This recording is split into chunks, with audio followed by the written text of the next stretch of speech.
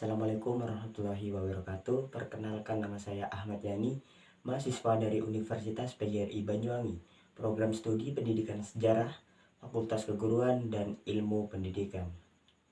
Di sini saya akan menjelaskan terkait buku Sejarah Kebudayaan Indonesia dari Dr. Sukmono 1 dan 2. Bab pertama, pendahuluan. Yang A, tarik bumi.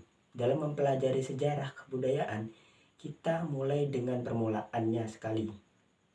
Kita mulai dengan kebudayaan yang tertua. Seperti kita ketahui bersama, kebudayaan itu merupakan kesatuan yang tak dapat terpecahkan dengan manusia.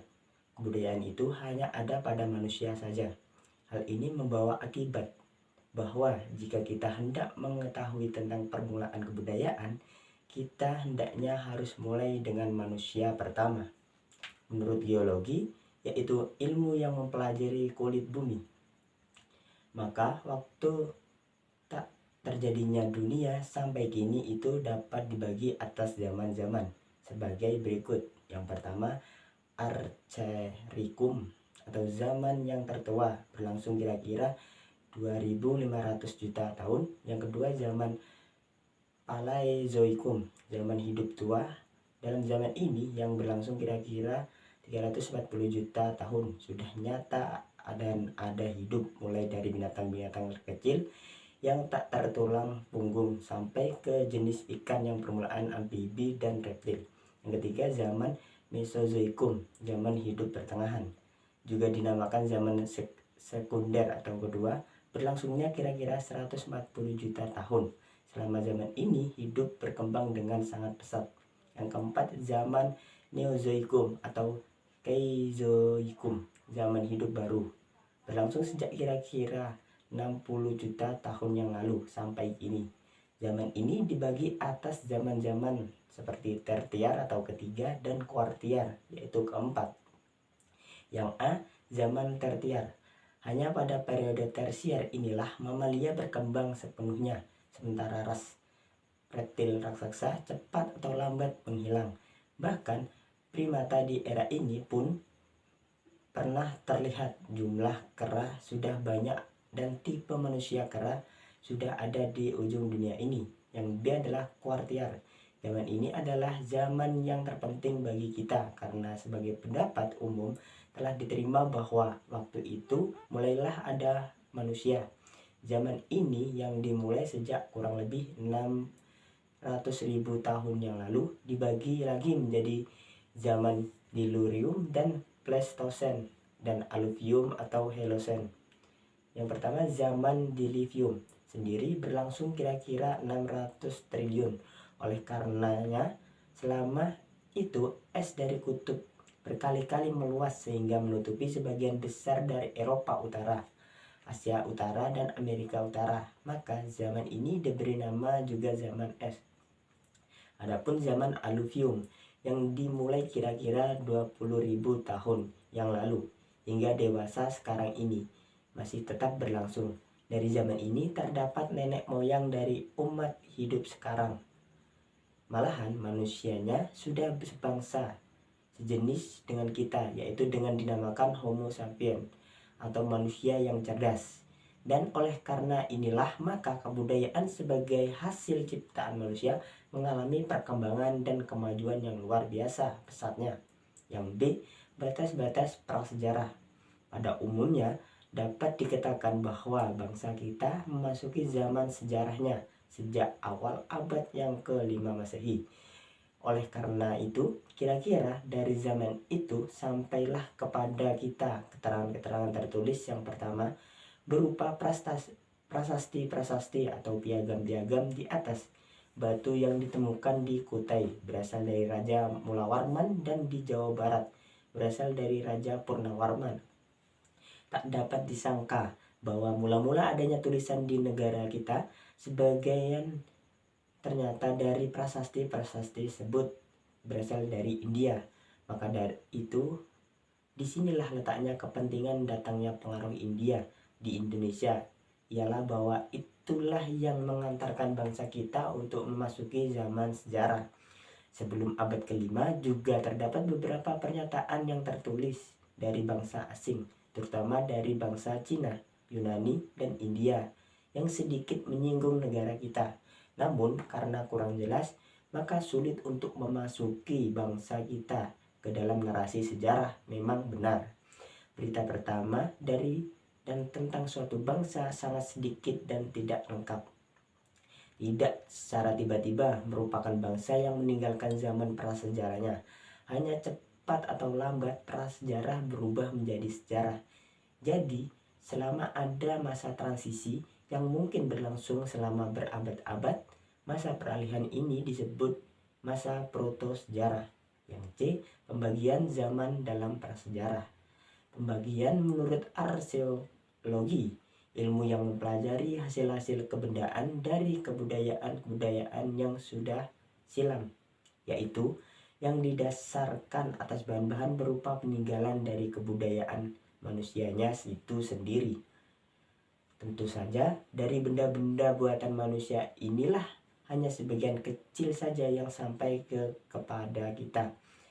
Ialah yang dibuat dari bahan yang kekal seperti batu dan logam. Maka atas benda-benda peninggalan itu prasejarah lagi dibagi menjadi yang pertama zaman batu atau waktu logam belum dikenal dan alat-alat terutama sekali dibuat dari batu tak dapat kita saksikan, bahwa tentunya ada pula alat-alat yang terbuat dari kayu dan bambu, tetapi bekas-bekasnya tak ada sama sekali. Zaman batu ini dibagi lagi menjadi atas yang pertama Paleolitikum atau zaman batu tua, yang kedua Mesolitikum atau zaman batu tengah, dan Neolitikum atau zaman batu muda. Yang B, zaman logam, ketika manusia sudah mampu membuat perkakas dari logam yang ternyata lebih kuat dan mudah dikerjakan dibandingkan dengan batu, karena logam harus dicairkan terlebih dahulu sebelum dapat dijadikan bahan. Maka pada zaman logam inilah jelas manusia sudah jauh lebih maju dan kebudayaannya dibandingkan pada zaman batu. Zaman logam sendiri itu dibagi atas zaman tembaga, zaman perunggu, dan zaman besi. Zaman besi inilah merupakan periode terakhir dari zaman prasejarah, di mana jadi mudah bagi kita untuk menghitung bahwa dengan berakhirnya zaman itu maka dimulailah zaman sejarah. Namun kita tidak boleh lupa bahwa zaman modern sekalipun besi sebagai bahan pembuat berbagai macam perkakas tidak ditinggalkan begitu saja. Bahkan perkakas dari batu masih bisa dilihat di banyak rumah tangga.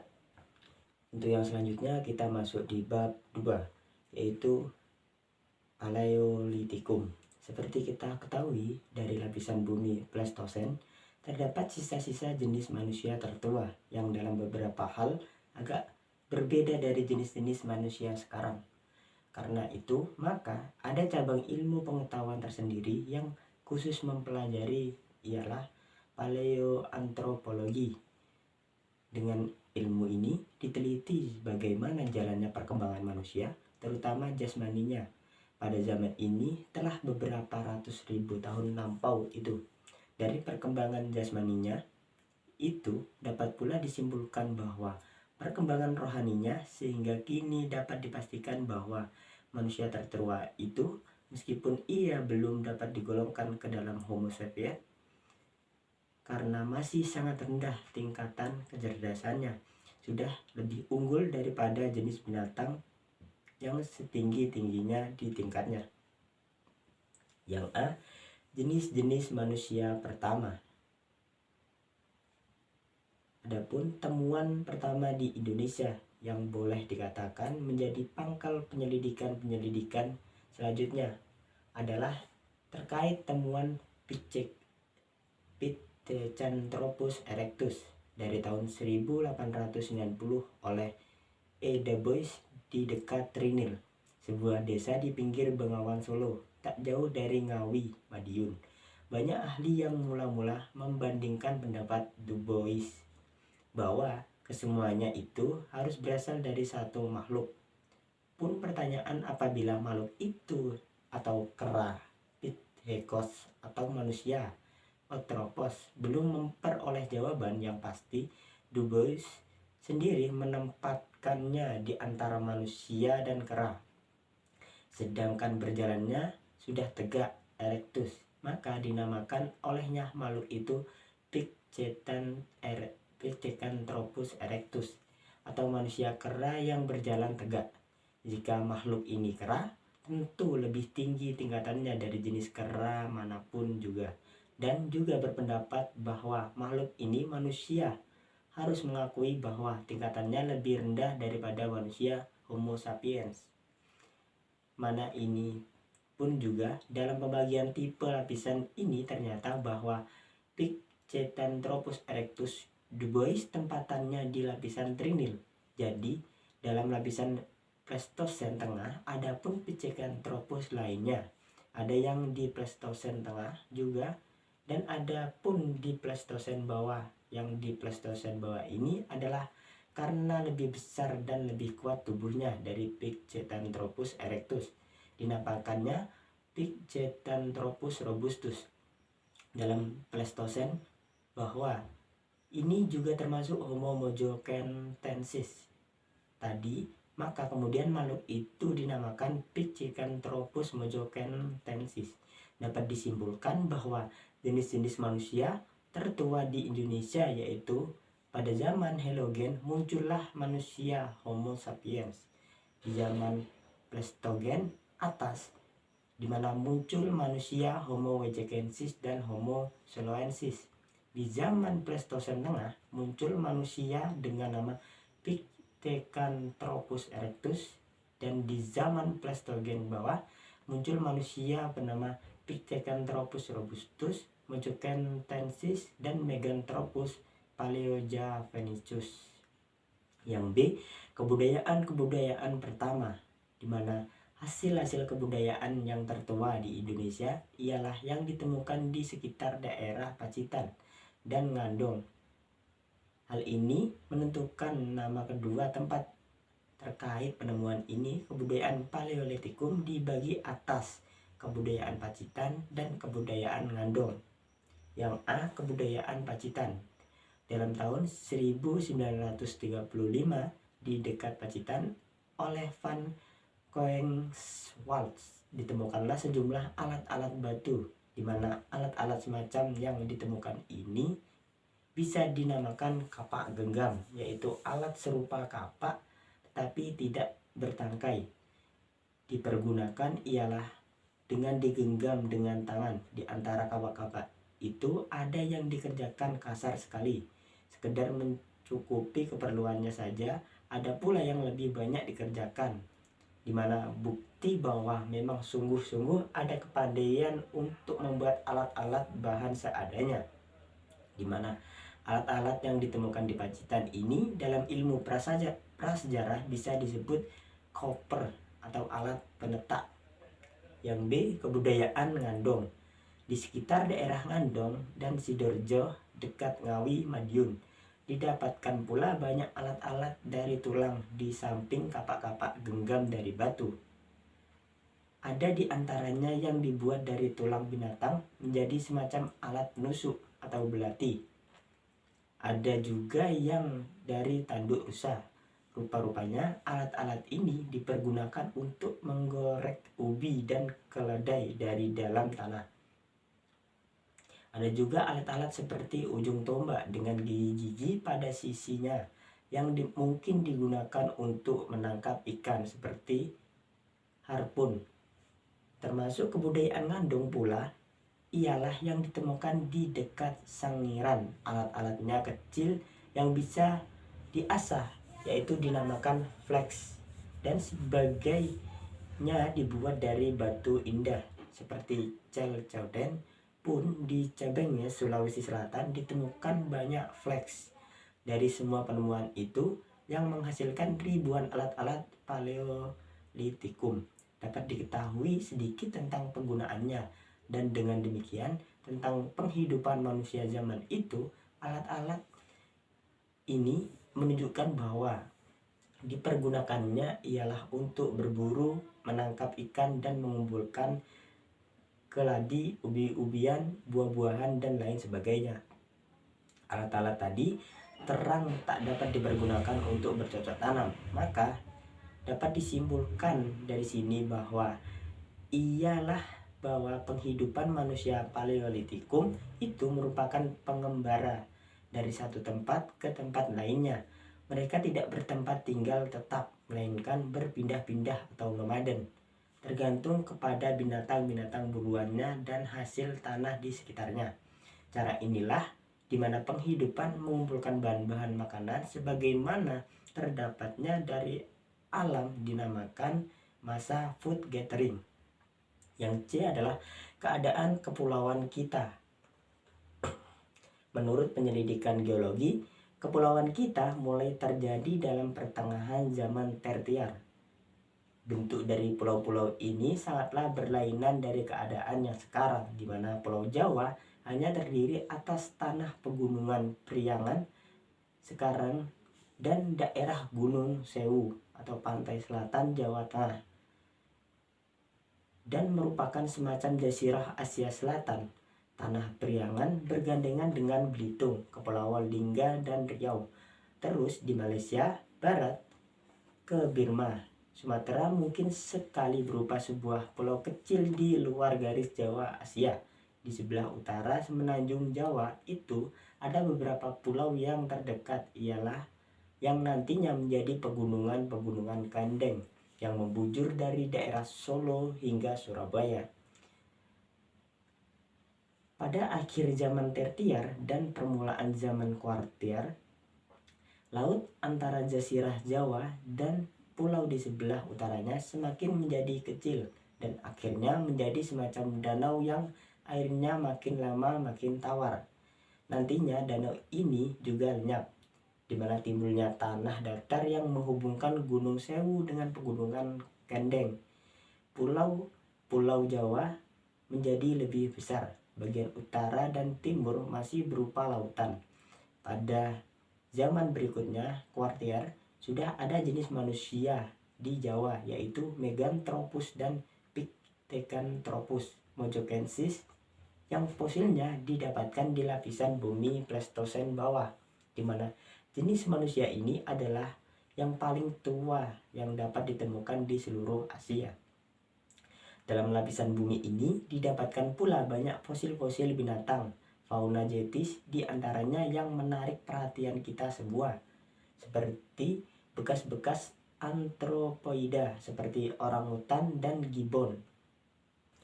Untuk yang selanjutnya kita masuk di bab 3, masa Mesolitikum, di mana manusia Paleolitikum masih rendah sekali tingkat peradabannya. Hidupnya pun mengembara sebagai pemburu, penangkap ikan, dan mengumpulkan bahan-bahan makanan seperti buah-buahan, jenis-jenis ubi, keladi, dan bahan makanan lainnya.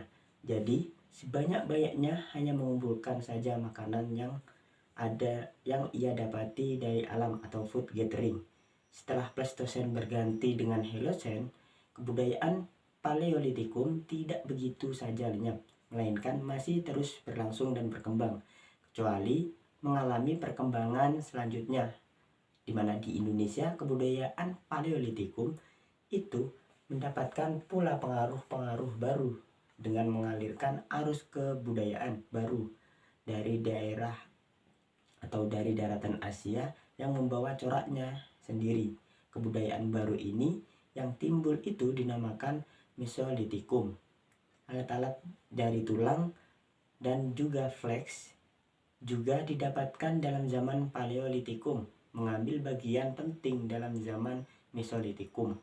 Seperti yang A, Kecongken Mondinger. Suatu corak istimewa dari Mesolitikum ialah adanya peninggalan-peninggalan yang disebut dengan perkataan Denmark atau Kecongken Mondinger. Kecongken atau dalam bahasa Denmark dapur, monding sampah, jadi arti sebetulnya sampah-sampah dapur. Didapatkan di sepanjang pantai Sumatera Timur laut, di antara bangsa di Aceh dan Medan. Beberapa km dari lautan sekarang, tetapi dahulunya di tepi pantai atau garis pantai berubah-ubah. Bekas-bekas itu menunjukkan telah adanya penduduk pantai yang tinggal dalam rumah-rumah bertengkorak. Hidupnya terutama dari siput dan kerang. Dari dalam bukit-bukit kerang didapatkan pula banyak kapak-kapak genggam yang ternyata berbeda dari koper atau kapak genggam Paleolitikum. Kapak genggam Mesolitikum itu dinamakan pebble, atau juga menurut tempat penemuannya kapak Sumatera. Terbuatnya dari batu kali yang dipecahkan untuk dibelah. Sisi luarnya yang memang sudah halus tidak diapa-apakan, sedangkan sisi dalamnya atau tempat belah dikerjakan lebih lanjut sesuai dengan keperluannya. Yang B. Abruzos Roche. Tempat penemuan kedua dari kebudayaan Mesolitikum adalah Abruzos Roche. Ialah gua yang dipakai sebagai tempat tinggal. Gua-gua ini atau gua-gua itu sebenarnya lebih menyerupai ceruk di dalam batu kerang yang cukup untuk memberi perlindungan terhadap hujan dan panas.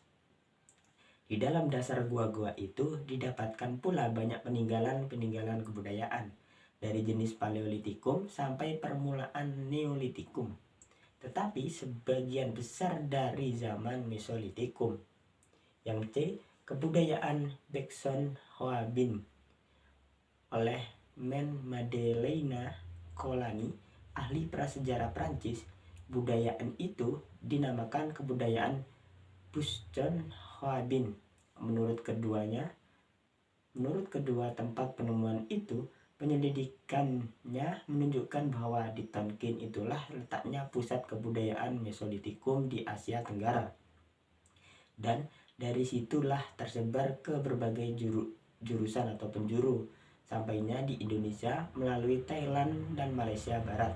Kecuali hasil kebudayaan itu banyak pula ditemukan tulang belulang manusia. Ternyata bahwa waktu itu pula Tonkin terutama dialami oleh dua golongan bangsa, yaitu jenis Papua Melanoceide dan jenis Euphaiide. Samping itu pula jenis Mongoloid dan Australoid.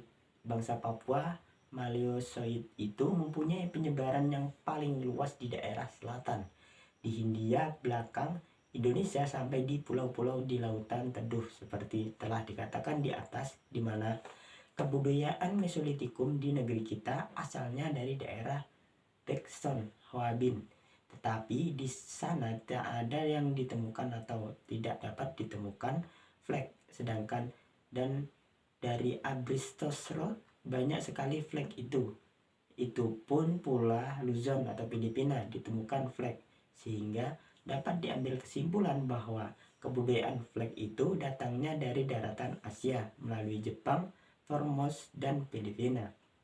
Yang D. Danau Bandung. Dari daerah Priangan terkenal suatu dongeng yang menceritakan bahwa dataran tinggi Bandung dahulu kala adalah suatu telaga, di mana flags of Side di tepi Danau Bandung itu biasanya dinamakan mikrolith, di mana mikrolith artinya batu kecil. Oleh karenanya flags juga banyak juga yang kecil-kecil.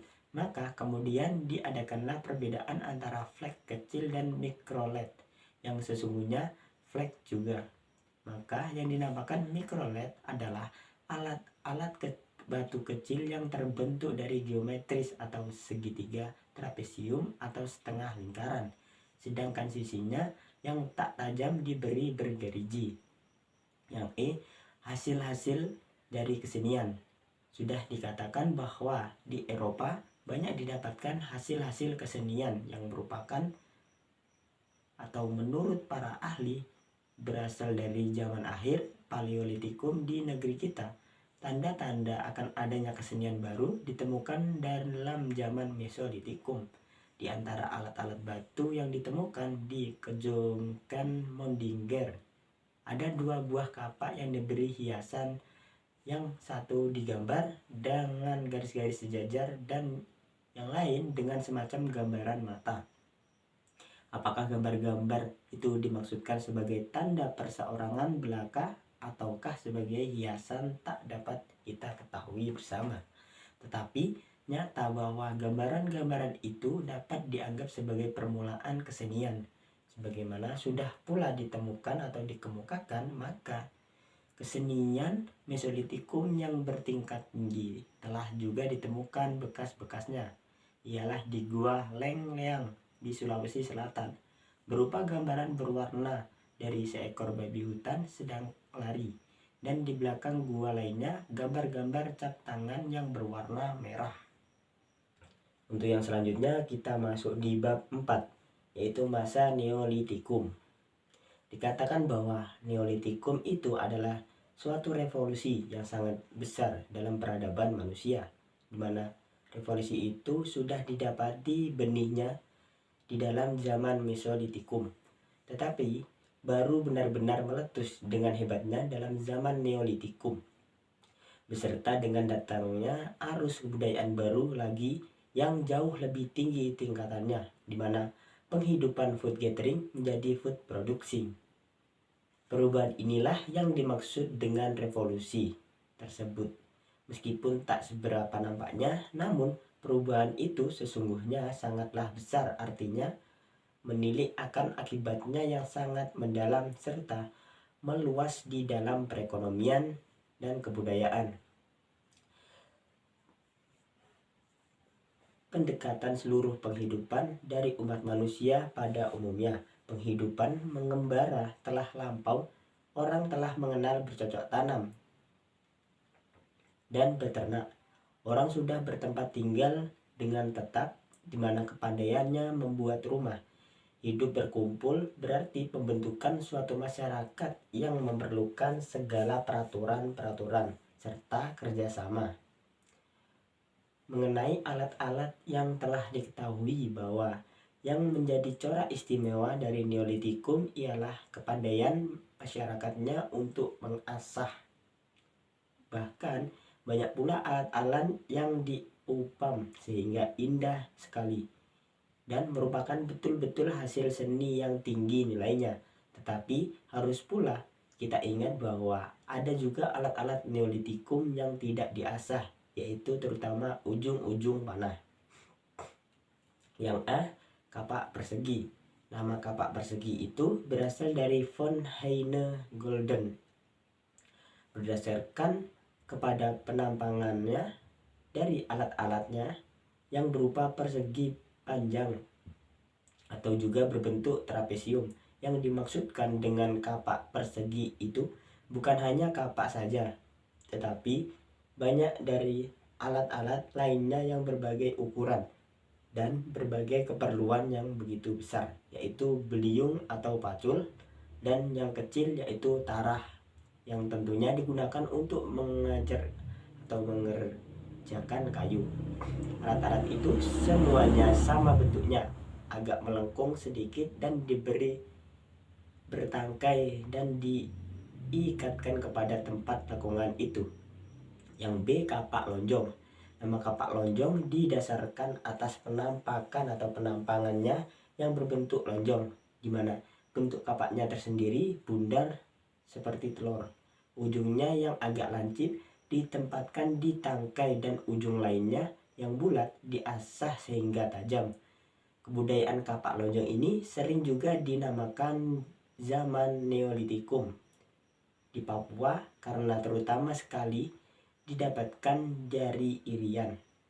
Sampai akhir abad lalu di sana belum dikenal yang namanya logam, dan sekarang pun masih banyak digunakan kapak lonjong dari batu itu, di mana kapak-kapak lonjong ini mempunyai pula berbagai ukuran.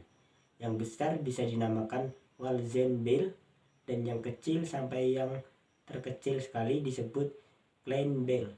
Kleinbell ini ditemukan di daerah antara daerah kapak persegi dan daerah Walzenbell. Kapak persegi dan daerah Walzenbell ialah di Kepulauan Taniber, Seram dan sekelilingnya. Di antara kapak-kapak lonjong itu ada pula yang rupanya hanya dipergunakan untuk upacara saja, dibuatnya dari batu yang lebih bagus dari yang untuk perkakas biasa dan dikerjakan lebih halus pula. Daerah pusat kapak lonjong di kepulauan kita yaitu ialah Irian, tetapi kapak itu juga ditemukan di Seram, Gorong, Tanimbar, Leti, Minahasa, dan Sarawak, Kalimantan Utara.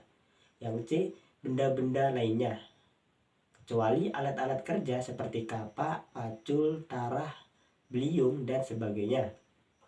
Banyak pula didapatkan berbagai barang-barang lainnya yang dapat menambah lengkapnya gambaran kita tentang peradaban Neolitikum, di mana salah satu hasil benda-benda pada masa Neolitikum sendiri seperti perhiasan, pakaian, dan tembikar. Yang D adalah Indonesia Austronesia. Kesimpulan dari Van Huyne-Goldert berdasarkan atas kapak-kapak Neolitikum itu sesuai benar dengan hasil penyelidikan Profesor Dr. Andes Haji Ker di beberapa puluh tahun sebelumnya, di tahun 1889, yang didasarkan atas perbandingan bahasa, di mana bahasa-bahasa yang dibanding-bandingkan inilah adalah bahasa-bahasa yang sekeluarga. Ia yang disebut suku bangsa Austronesia dahulu dinamakan Melayu Polinesia. Suku bahasa ini terdiri atas bahasa, yaitu bahasa Indonesia. Daerah itu bertempatan dengan wilayah Republik Indonesia. Bahasa Polinesia, di mana bahasa Melanesia dan Mikronesia. Sedangkan batas-batas daerah persebarannya ialah Madagaskar di barat sampai Pulau Paska di timur, dan Formosa di utara sampai selatan di Baru di selatan. Di dalam bahasa-bahasa Austronesia yang Cairns hampir semua mengenalnya, ditelitinya untuk hal apa saja terdapat nama yang cukup sama. Hal inilah yang mempunyai satu nama itu haruslah menjadi milik bersama. Sewaktu bangsa-bangsa yang kini telah terpancar demikian berjauhnya itu masih tinggal bersama di daerah asal mereka. Pada pulanya dari daerah persebaran kata-kata itu dapat dicari kembali di mana daerah asal itu. Penyelidikannya yang sangat seksama ini menghasilkan kesimpulan bahwa bangsa-bangsa pendukung bahasa Austronesia itu asalnya dari daerah Champa, Cochin, Cina, dan Kamboja, dan daerah sekitarnya di sepanjang pantai. Nyatalah bahwa penyelidikan Cairns berdasarkan atas pertandingan bahasa cocok benar dengan penyelidikan von Huyne-Goldert. Berdasarkan atas prasejarah Neolitikum, kecocokan itu tidak hanya mengenai tempat anak itu saja, melainkan pula meliputi penghidupan dan peradaban nenek moyang bangsa Indonesia. Bersawah, menanam padi, berternak, bermasyarakat, bertempat tinggal tetap, dan berperahu yang cerdik, dan sebagainya. Untuk yang selanjutnya kita masuk di bab 5, yaitu zaman logam. Perlu ditegaskan bahwa dengan dimulainya zaman logam, tidaklah sekali-kali mendadak berakhirnya zaman batu itu. Jelasnya dalam zaman logam masih pula terdapat alat-alat yang dari perkakas batu. Bahkan pun sekarang zaman logam, barang-barang rumah tangga yang dari batu masih terdapat. Maka sesungguhnya lah nama zaman logam hanya untuk menyatakan bahwa dewasa itu logam telah dikenal dan dipergunakan orang untuk bahan membuat alat-alat yang diperlukan. Betapa pentingnya pendapat terkait zaman logam sebagai bahan mentah itu dapatlah kiranya kita pahami bila kita ingin ingat bahwa boleh dikatakan dunia sekarang tak dapat hidup tidak dengan logam. Dalam pembagian zaman prasejarah kita ketahui bahwa zaman logam itu dapat dibagi lagi atas zaman-zaman, di mana zaman tembaga, perunggu, dan besi. Tetapi sudah pula dikatakan bahwa Asia Tenggara atau tidak mengenal yang namanya zaman tembaga. Setelah Neolitikum, kebudayaan meningkat saja ke zaman perunggu, di mana perunggu adalah campuran timah putih dan tembaga. suatu tanda yang cukup jelas menunjukkan bahwa kebudayaan logam itu dari luar Asia Tenggara. Yang A. Kapak corong. Di Eropa, ada zaman kebudayaan yang menghasilkan kapak-kapak seperti tembaga yang masih sangat menyerupai kapak batu, di mana bentuk dan ujung kapak-kapak tembaga itu tidak berbeda dengan kapak batu. Bahkan sering terdapat tanda bahwa sengaja orang berusaha untuk menyerupakan tembaga itu dengan batu. Memang adalah sifat manusia bahwa ia tak mudah meninggalkan kebiasaannya. Baru sangat lambat laun kapak tembaga mulai berubah sifatnya sesuai dengan lebih mudahnya memberi bentuk yang diinginkan kepada tembaga itu, bentuk yang tersendiri dari kapak logam. Bentuk yang tidak menginginkan kepada kapak batu barulah terjaim di dalam zaman berikutnya. Di zaman perunggu, sesudah itu pula mengalami perkembangan dan perubahan. Yang B. Nekara.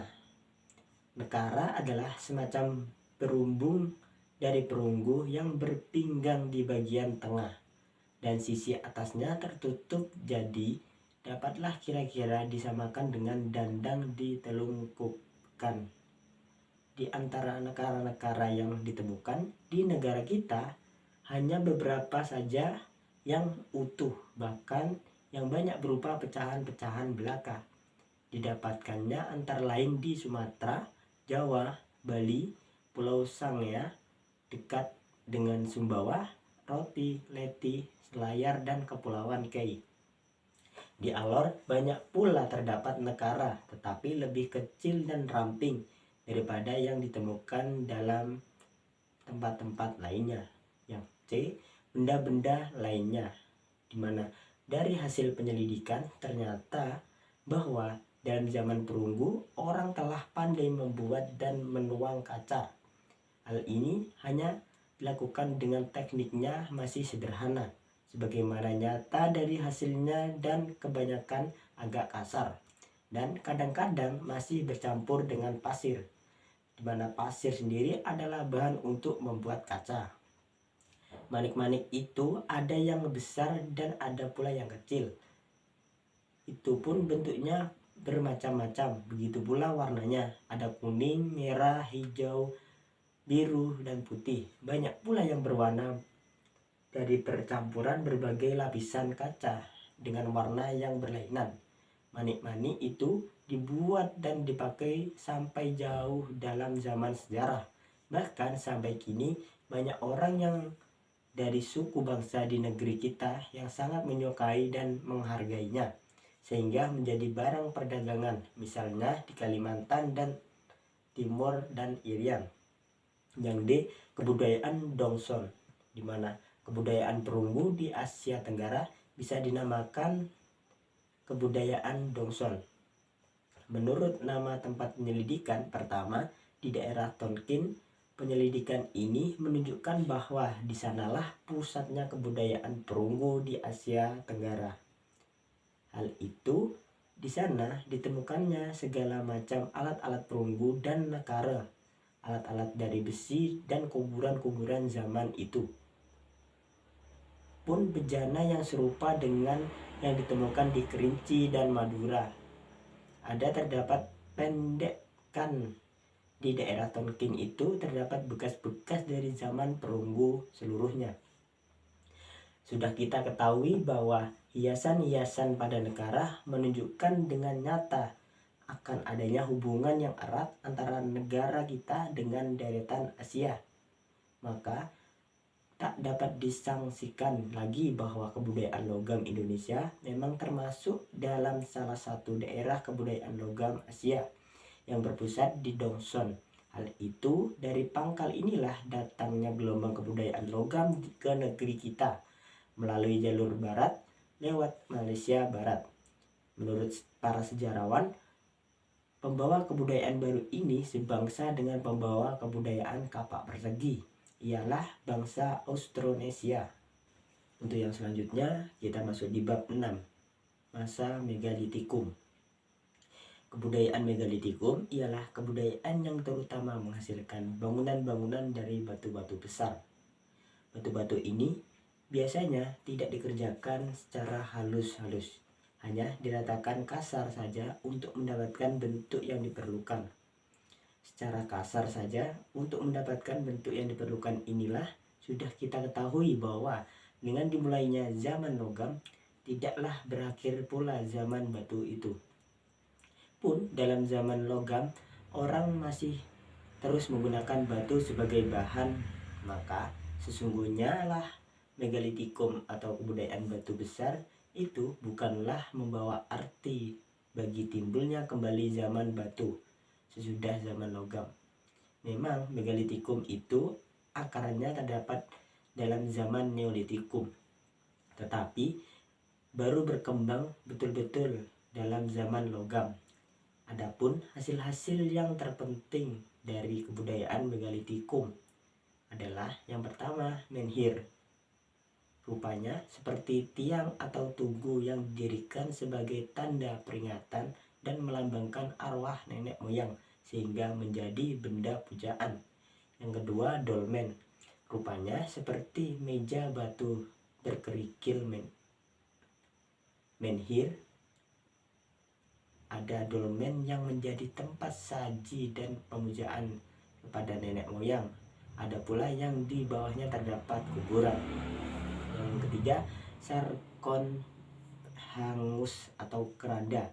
Bentuknya seperti palung atau lesung tetapi mempunyai tutup. Yang keempat, kuburan batu. Sebetulnya tak ada yang berbeda dengan peti mayat dari batu. Keempat sisinya berbandingan papan-papan batu.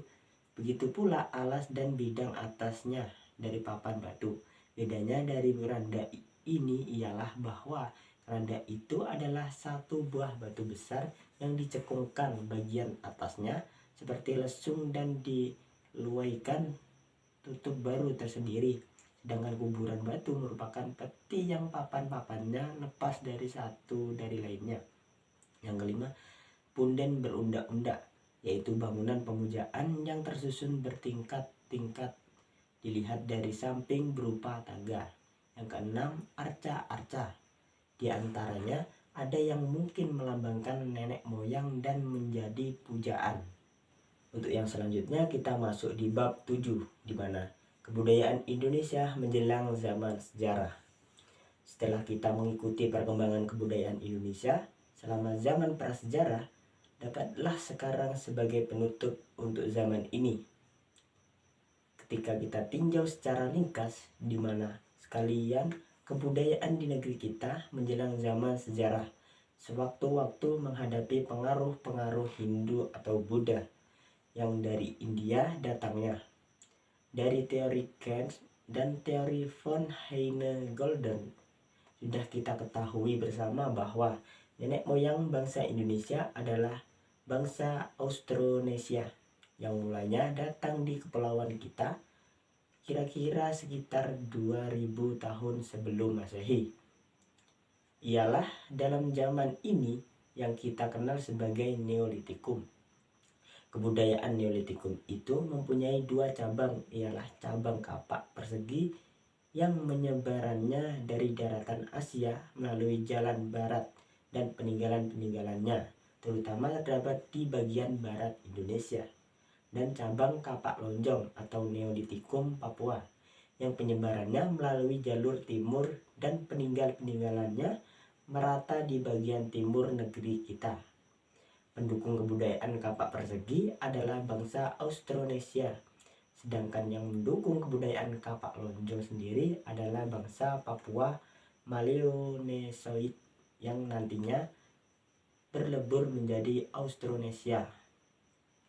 Demikianlah dengan ringkasan sekalian gambaran yang dapat kita peroleh tentang peradaban bangsa Indonesia menjelang zaman sejarah. Ini semua menjadi bekal di mana inilah yang nantinya akan dihadapkan sebagai wadah atau tempat untuk menerima anasir-anasir atau pengaruh Hindu maupun Buddha, di mana penerimaan dan pengelolaan anasir inilah di dalam kebudayaan yang sudah ada Itulah yang memberikan corak dan sifat baru kepada kebudayaan Indonesia di dalam zaman berikutnya.